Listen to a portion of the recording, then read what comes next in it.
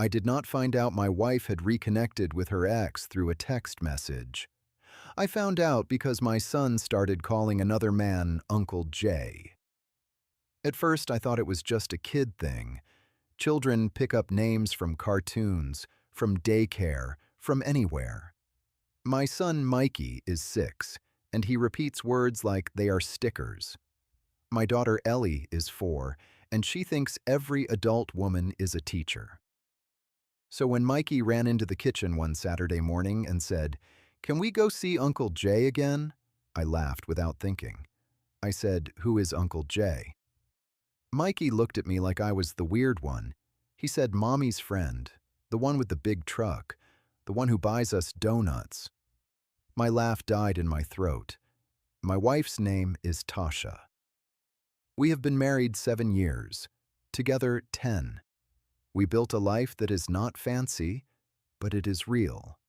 A rental house with a backyard full of toys, a used minivan that makes a sad noise when you turn left, and a calendar that revolves around school drop-offs and soccer practice. I work as a field tech for an HVAC company. I spend my days in attics and on rooftops, fixing other people's comfort while my own life runs on autopilot. Tasha works as a receptionist at a dental office. She is good with people, good at smiling through stress, good at making everyone feel like their problem matters. I used to think that was one of her best traits. Now I wonder how much of our marriage was just another smile. The name Jay hit me because Tasha has an ex named Jason. She told me about him early on. She said he was her first real boyfriend. She said it ended badly. She said he was charming and reckless and always looking for the next thrill. She said she was grateful she got out before it ruined her. Then, for years, she barely mentioned him, until 3 months ago.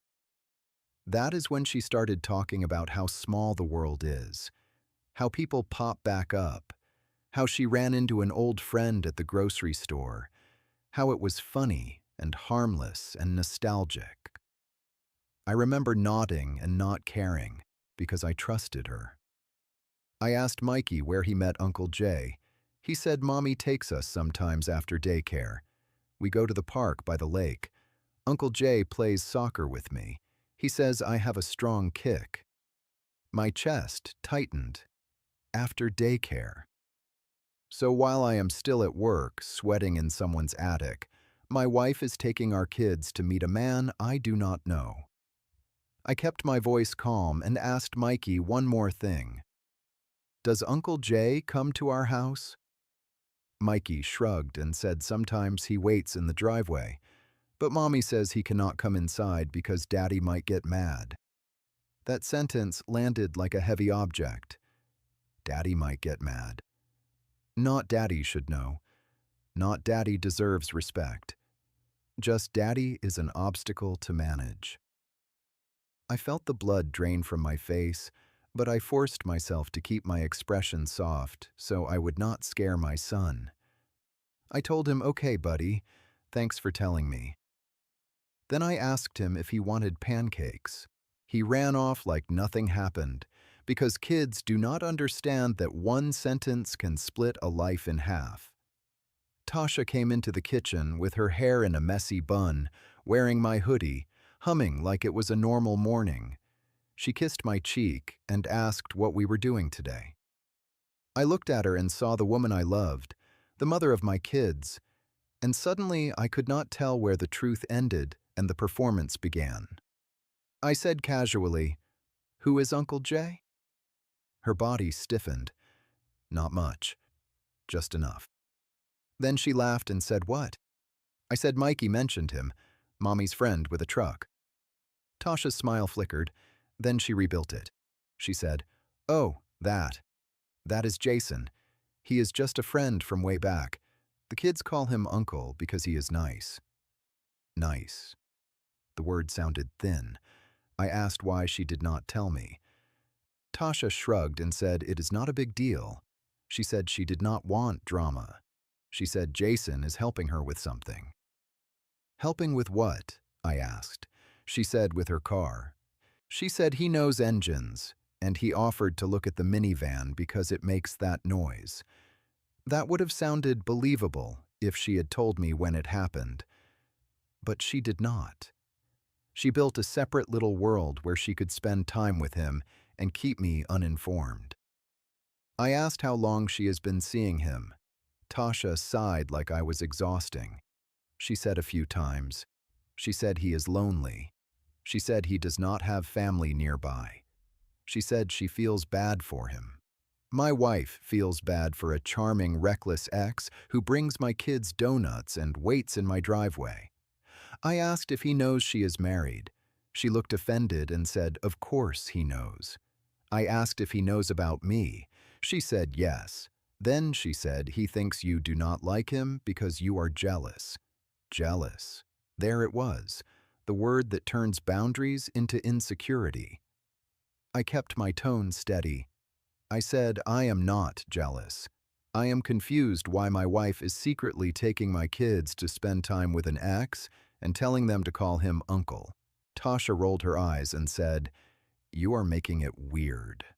Making it weird." Like I was the one introducing a strange man into our children's routine. I did not argue in front of the kids. I just said we will talk later. All day my mind ran like a machine with no off switch.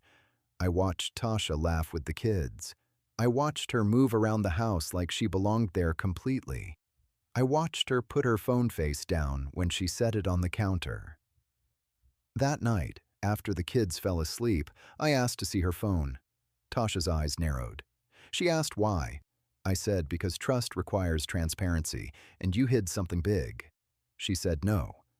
I asked again, calm, not angry. She said, absolutely not. That told me enough. I did not grab the phone. I did not fight. I just stood there and felt something settle in me, something heavy, but clear.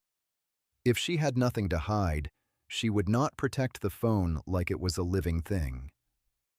I told her we are going to counseling, or we are going to separation. Tasha laughed like I was being dramatic.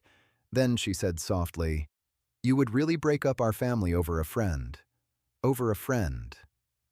The words were almost perfect.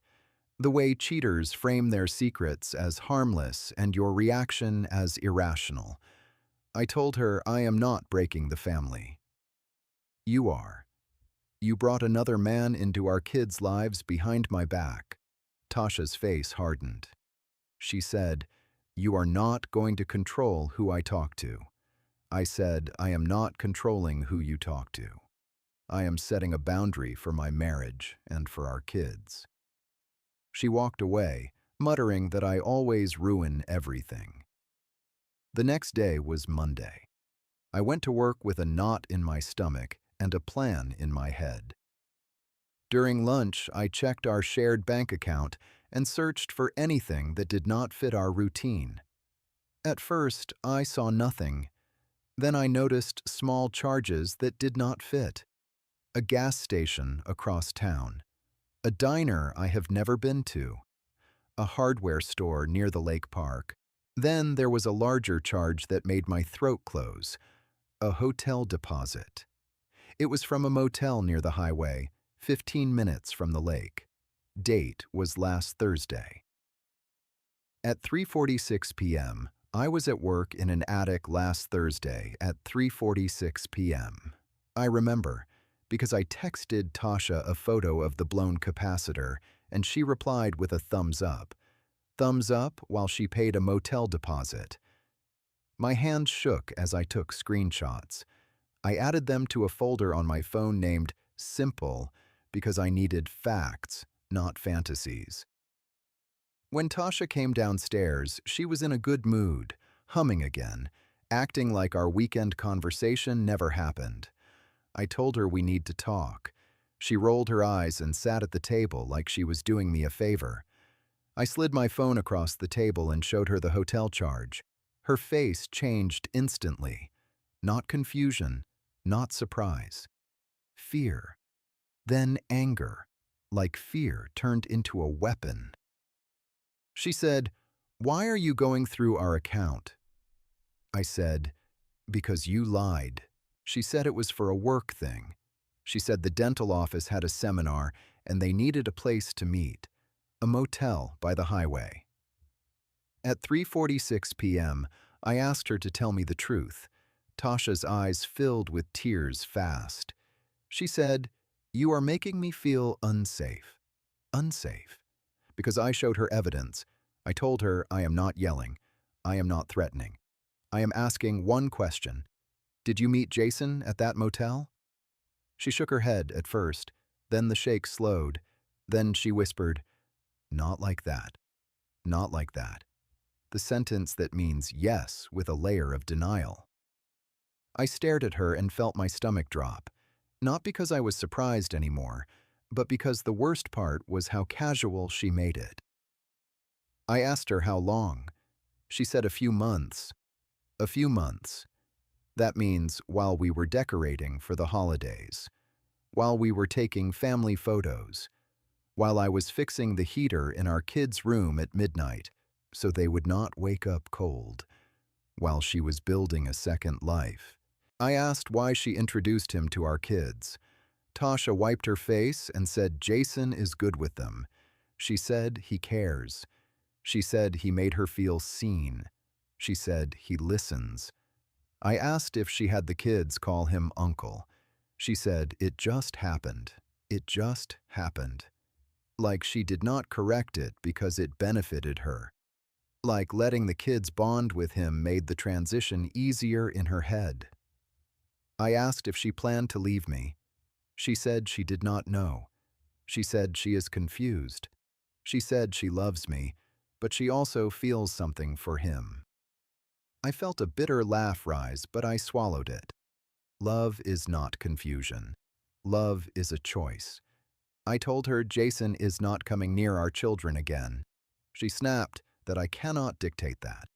I said you already dictated it by doing it behind my back. Now I am stopping it. She stood up and said, if I try to keep the kids from her, she will ruin me in court. There it was. The threat. Not remorse, not shame. Protection of her new world. That night, I slept in Mikey's room on the floor. Not because I wanted to punish Tasha. Because I needed to be close to my kids in the one place that still felt clean. At 2:03 a.m., I heard the front door open quietly. I got up and looked out the window. Jason's truck was in front of our house. Tasha walked out in a hoodie, carrying a bag, and got into the passenger seat. My chest tightened so hard I thought I might throw up.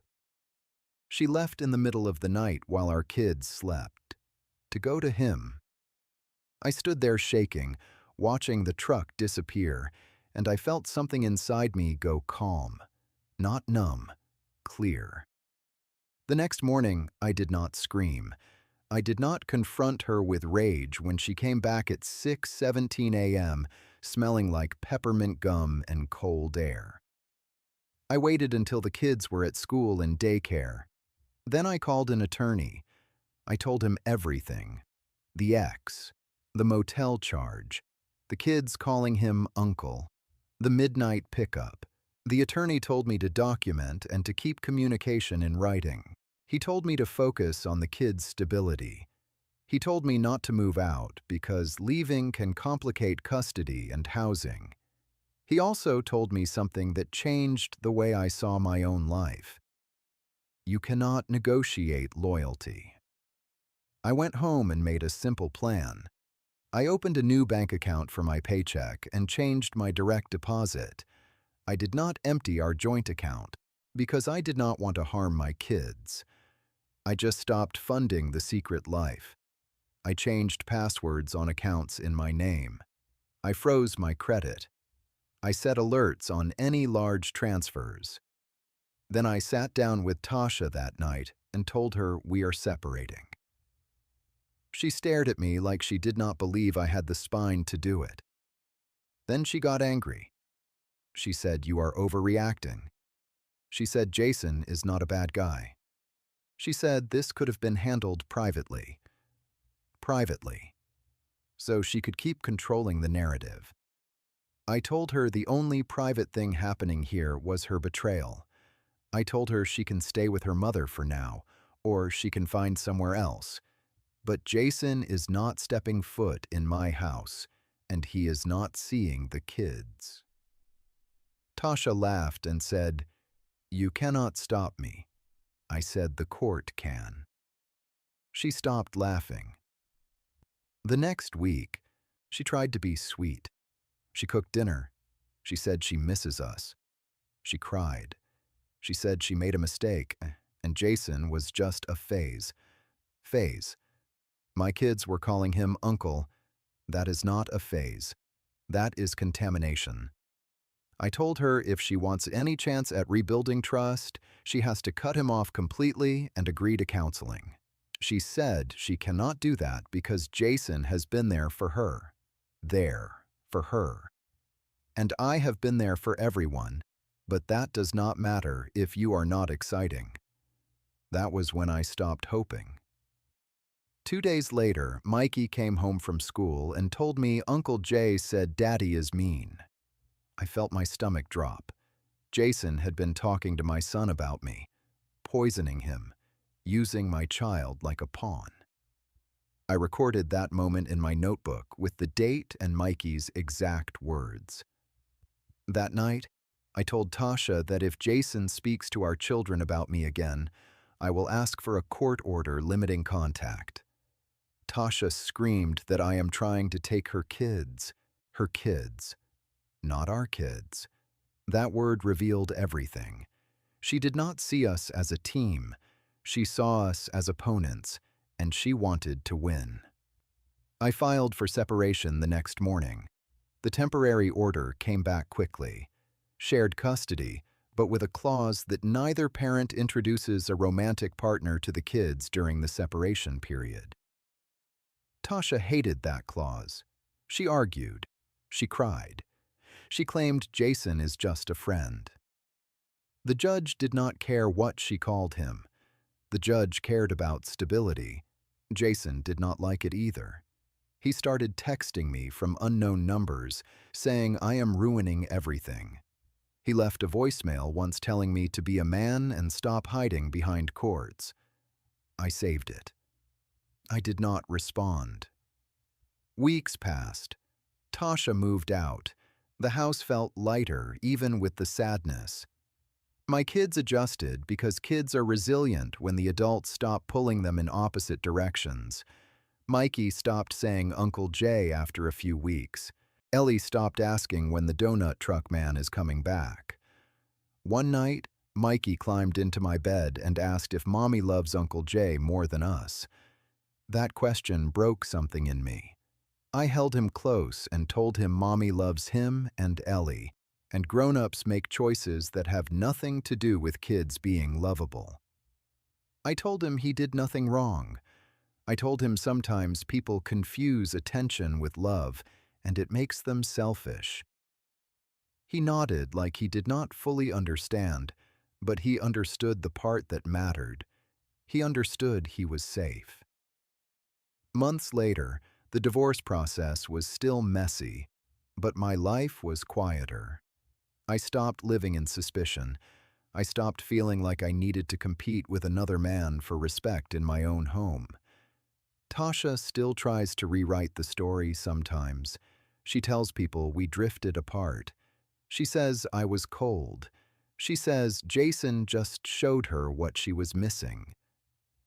I do not argue with her version anymore, because my version is written in my kids' routine. School lunches packed, homework done, pajamas washed, bedtime stories read. Consistency. That is what they need. And that is what I finally gave myself to. If you are in a relationship where your partner brings someone else into your children's world in secret, do not minimize it. That is not just cheating. That is a violation of the family you thought you were protecting. Choose structure. Choose clarity. Choose your kids. If this story hit home, Hit like and subscribe for more real betrayal stories where the lesson is simple. Self-respect is not cruelty. It is protection.